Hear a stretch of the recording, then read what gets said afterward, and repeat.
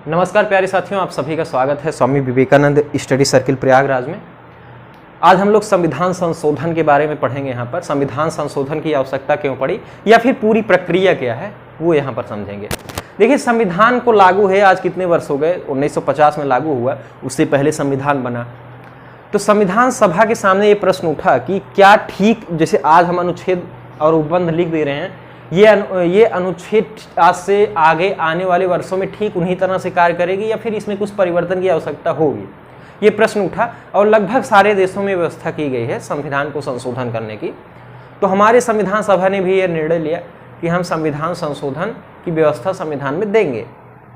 अब वो संशोधन की प्रक्रिया कैसी होगी, क्या अमेरिका की तरह जटिल होगी या फिर इंग्लैंड की तरह लचीला। जैसे अगर अमेरिका के संशोधन प्रक्रिया की बात करें कि वहाँ की संशोधन प्रक्रिया इतना जटिल है कि आप विचार नहीं कर सकते। इसका अनुमान आप इस तरह से लगा सकते हैं कि वहाँ 250 साल के करीब संविधान लागू हुए हो गया और वहाँ पर सिर्फ और सिर्फ 27 संशोधन ही आज तक किए गए हैं। 2022 चल रहा है, सिर्फ 27 संशोधन हो पाए। और अगर संविधान संशोधन के प्रस्ताव की बात करें, पेश होने की, लगभग 5,500 प्रस्ताव पेश किए गए और लेकिन सिर्फ और सिर्फ 27 संशोधन ही किए जा सके। वहां की जटिलता आप समझ सकते हैं। या फिर इंग्लैंड की तरह लचीला किया जाए। इस दोनों के बीच एक प्रक्रिया से व्यवस्था की गई भारत के संविधान संशोधन की कि न ज़्यादा जटिल हो और न ही इतना लचीला हो कि संविधान संशोधन जब मन कहे तब कर दे। इन दोनों के बीच का रास्ता निकाला गया और संविधान सभा ने भाग 20, संविधान की भाग 20 में यह व्यवस्था की। भाग 20 में एक अनुच्छेद है, अनुच्छेद 368। ये संविधान संशोधन से ही रिलेटेड है और इसी अनुच्छेद की हम लोग यहाँ पर ऑपरेशन एक तरह से कह सकते हैं करेंगे। अब संविधान सभा ने संविधान संशोधन करने का अधिकार किसको दिया? संशोधन करने का अधिकार न्यायपालिका को नहीं दिया 368 के अंतर्गत कि कोर्ट जो है संशोधन करे, ऐसा नहीं किया। सभा ने संशोधन करने की जो शक्ति दी वो शक्ति दी संसद को। जो देश का संसद है वो अगर चाहे तो अपने अधिकार का प्रयोग करे, अनुच्छेद 368 के अधिकार का, और वो संविधान में जो है संशोधन कर सके। संशोधन करने की आवश्यकता पड़ती है दोस्तों। जैसे अगर हम अनुमान करें कि ठीक उसी तरह से जैसे संविधान लागू हुआ, आज भी उसी तरह से संविधान उन्हीं अनुच्छेद उन्हीं उपबंधों के साथ कार्य करती, तो आगे आने वाले समय में बहुत ही परिस्थितियां चेंज होती हैं। जैसे उस समय की सभा ये विचार नहीं कर सकती थी कि आगे आने वाले समय में जो है साइबर क्राइम जैसा भी कोई अपराध आ सकता है या फिर अन्य बहुत सारे ऐसे नए अपराध आ गए हैं जो उस समय विचार नहीं किया जा सकता था। इसलिए आवश्यकता थी संशोधन की और उसको भली भांति सदस्यों ने समझा भी और ये व्यवस्था दी अनुच्छेद 368 के तहत। और मैंने आपको बताया कि संशोधन करने की शक्ति सदन को दी गई है 368 के तहत। सदन अगर चाहे, यानी संसद अगर चाहे, संसद के दोनों सदन प्लस राष्ट्रपति, तो वो संविधान में संशोधन कर सकते हैं। अब यहाँ पर समझेंगे कि कैसे प्रक्रिया है। अगर संशोधन करना है किसी अनुच्छेद में या फिर किसी उपबंध में, तो किन प्रक्रियाओं से गुजरना होगा संसद को। देखिए दोस्तों, अगर संशोधन की बात हम लोग करें तो संशोधन का जो विधेयक है वो सिर्फ और सिर्फ संसद में पेश किया जा सकता है। यानी संसद, ऐसा नहीं कि किसी विधानसभा यानी विधानमंडल में पेश किया जाए, विधानसभा या विधान परिषद में जो राज्यों में होते हैं। हाँ, विधानसभा विधान परिषद अपने राज्य में विधि का निर्माण, कानून का निर्माण कर सकते हैं, लेकिन अगर संसद संविधान में संशोधन की बात हो गई, संविधान में कोई चेंजेस करना किसी अनुच्छेद किसी उपबंध में, तो ये विधानसभा या विधान परिषद का कार्य क्षेत्र नहीं है। ये हमारे देश की सबसे बड़ी पंचायत जो है वो संसद में ही पेश किया जाता है। ये विधेयक संसद के किसी भी सदन, दोनों सदनों में से, या तो राज्यसभा या फिर लोकसभा, किसी भी सदन में जो है इसकी शुरुआत की जा सकती है पेश करने की। अब वो विधेयक जो है सरकारी भी हो सकता है, गैर सरकारी भी हो सकता है। जैसे सरकारी विधेयक जो होता है, जैसे रूलिंग पार्टी है, उसमें मंत्री होते हैं, पूरा मंत्री परिषद होता है। अगर मंत्री परिषद के किसी सदस्य के द्वारा कोई संविधान संशोधन विधेयक पेश हो रहा है तो उसको सरकारी विधेयक कहते हैं। अगर मंत्री परिषद को छोड़कर मंत्रिपरिषद के सदस्यों को छोड़कर अन्य कोई सदस्य, चाहे वो रूलिंग पार्टी का हो या अपोजिशन पार्टी का, वो अगर विधेयक को पेश करता है तो वो गैर सरकारी विधेयक होता है। तो मैंने आपको बताया कि इसकी शुरुआत लोकसभा या राज्यसभा किसी भी एक सदन से इसकी शुरुआत की जा सकती है, इस विधेयक को।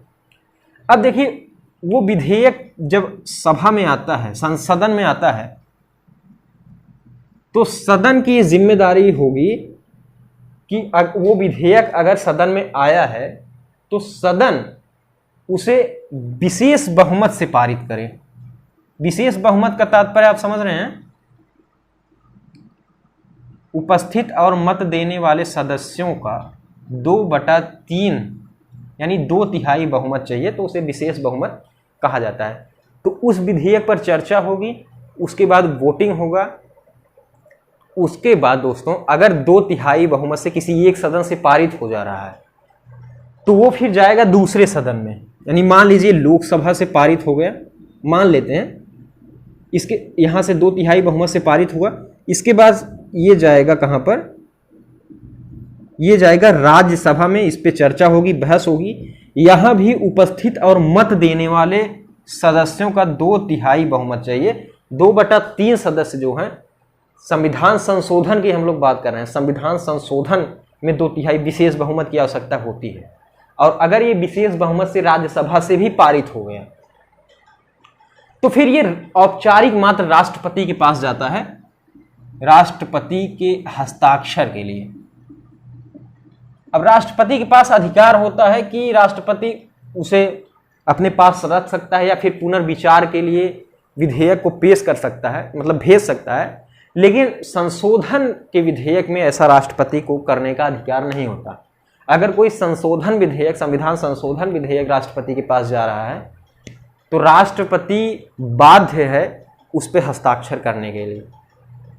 तो राष्ट्रपति का हस्ताक्षर मात्र औपचारिक मात्र है। अगर सभा ने, यानी सदन ने, चाहे राज्यसभा चाहे लोकसभा, अपने 2/3 बहुमत से किसी भी संशोधन को पास कर दी रही है तो राष्ट्रपति उस पर हस्ताक्षर कर दिए और उस हस्ताक्षर के बाद वो संविधान संशोधन अधिनियम बन जाता है, संविधान में संशोधन हो जाता है।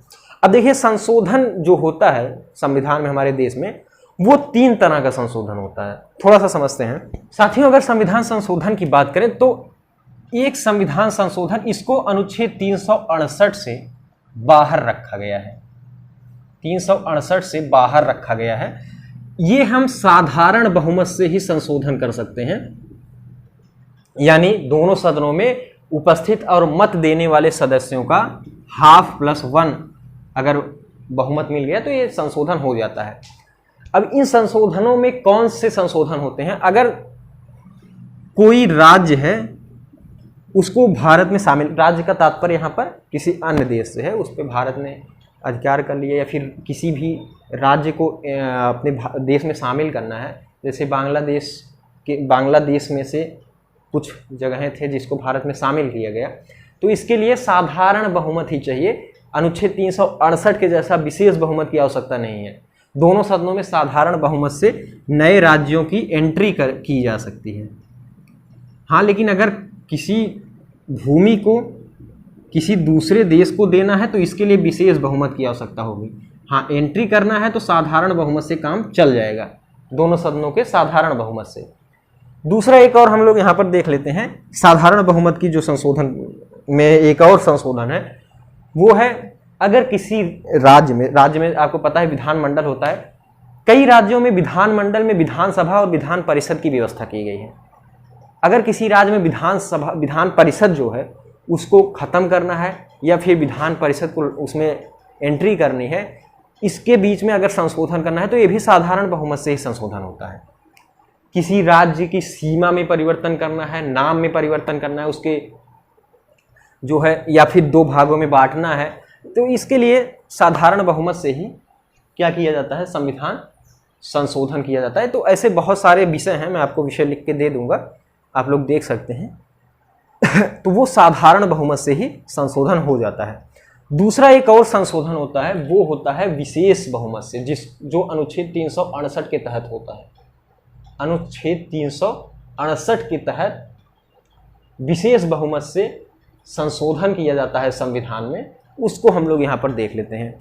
और एक मैं आपको बात बताऊं दोस्तों, जो भी हमारे मित्र चैनल पर पहली बार आए हैं वो लोग चैनल को सब्सक्राइब कर लीजिए, ताकि वीडियो का नोटिफिकेशन वो बिल्कुल आपको आसानी से मिल जाए, और बेल आइकन को प्रेस करेंगे तो आपके सीधे होम पेज पर ही दिखने लगेगा वीडियो, इसलिए चैनल को सब्सक्राइब करिए।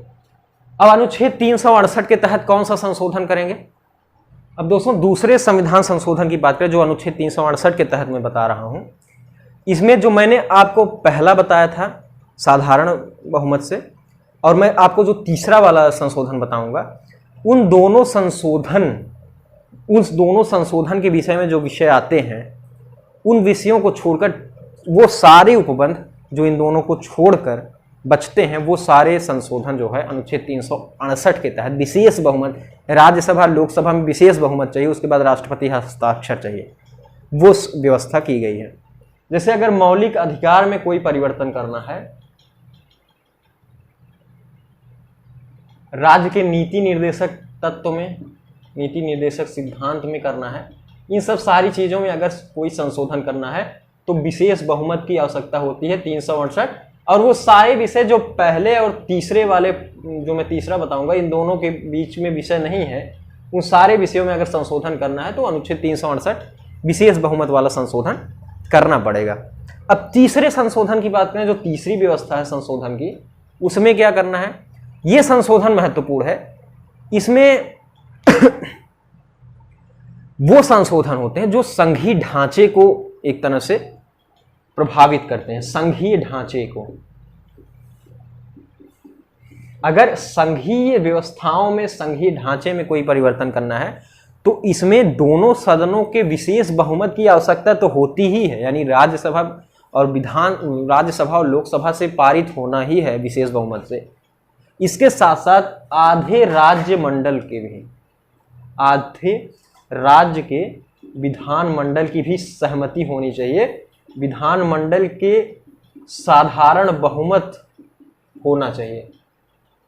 जैसे अगर राष्ट्रपति का चुनाव है, आपको पता है कि राष्ट्रपति का चुनाव जो होता है, इसमें संसद का सदन तो शामिल रहता है, साथ ही साथ जो राज्य हैं उनके विधानसभाओं की भी भागीदारी रहती है।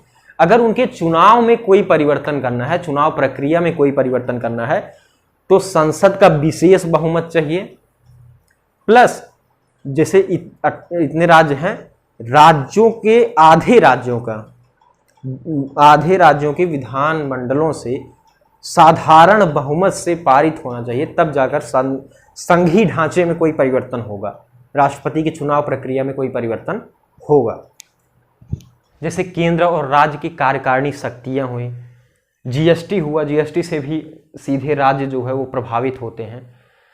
उच्च न्यायालय, उच्चतम न्यायालय की मतलब एक तरह से उनकी जो क्षेत्र है वो हुआ, यानी जिसमें राज्य भी ठीक तरह से प्रभावित हो, यानी संघीय ढांचे में अगर कोई परिवर्तन करना है तो इसमें आधे राज्य के विधानमंडलों की सहमति साधारण बहुमत से भी उनको पारित कराना पड़ेगा, तभी जो है संशोधन हो पाएगा। तो ये 3 तरह की संशोधन व्यवस्था संविधान में की गई है। अनुच्छेद 368 का मैंने जिक्र किया आपको।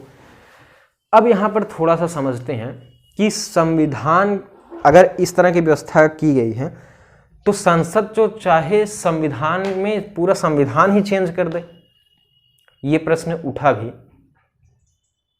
और इस पर बहुत सारे केसेस प्रसिद्ध हैं, आपको पता ही है, जिसमें एक महत्वपूर्ण हम लोग कह सकते हैं केशवानंद भारती जो केस था, उसमें सुप्रीम कोर्ट ने साफ तौर पर कहा है कि संसद जो है संविधान में मूल अधिकार है, नीति निर्देशक तत्व है, यहाँ तक कि संविधान के प्रस्तावना में भी चेंजेस करने का अधिकार दे दिया है। लेकिन सुप्रीम कोर्ट ने क्या कहा है कि संसद संविधान के मूल ढांचे में परिवर्तन नहीं कर सकता, यानी जो संविधान का मूल है, जड़ है, जिस पे टिका हुआ है संविधान, उसमें संसद परिवर्तन नहीं कर सकता। ये सुप्रीम कोर्ट ने साफ तौर पर कहा है। और उस समय सुप्रीम कोर्ट की सबसे बड़ी बेंच बैठी थी, 13 जजों की बेंच थी, जो उस समय 13 जज ही संविधान में, मतलब सुप्रीम कोर्ट में रहते थे। सारे के सारे जज उस समय बैठे थे, जिसमें 7 और 6 का फैसला आया था कि मूलभूत ढांचे में संविधान मतलब संसद जो है परिवर्तन नहीं कर सकती। ये बात यहाँ पर की गई है। संविधान में बहुत सारे संशोधन हुए, आज 100 से भी ऊपर संशोधन किए जा चुके हैं। ये सब इन्हीं प्रक्रियाओं के द्वारा गुजरे हैं। अगर कोई संशोधन संघीय ढांचे को प्रभावित कर रहा है तो वो मैंने आपको बताया संघीय ढांचे वाला आधे राज्य विधानमंडलों की भी सहमति चाहिए। अगर राज्य का निर्माण, सीमा क्षेत्र, नाम में परिवर्तन है तो ये साधारण बहुमत से ही हो गया। शेष और जो अनुबंध जो बंद बचते हैं वो अगर संशोधन किया गया है तो वो विशेष बहुमत 368 के तहत किया गया। तो इसमें मैंने दोस्तों आपको बहुत सारी चीज़ें बताने की कोशिश की, आपको समझ में भी आया होगा। अगर आपको बढ़िया से समझ में आया तो वीडियो को लाइक भी करिए और चैनल को सब्सक्राइब तो आपको करना ही है। चैनल को सब्सक्राइब किए रहेंगे तो नया वीडियो जो आएगा वो आप देख सकते हैं। आप सभी का बहुत बहुत धन्यवाद।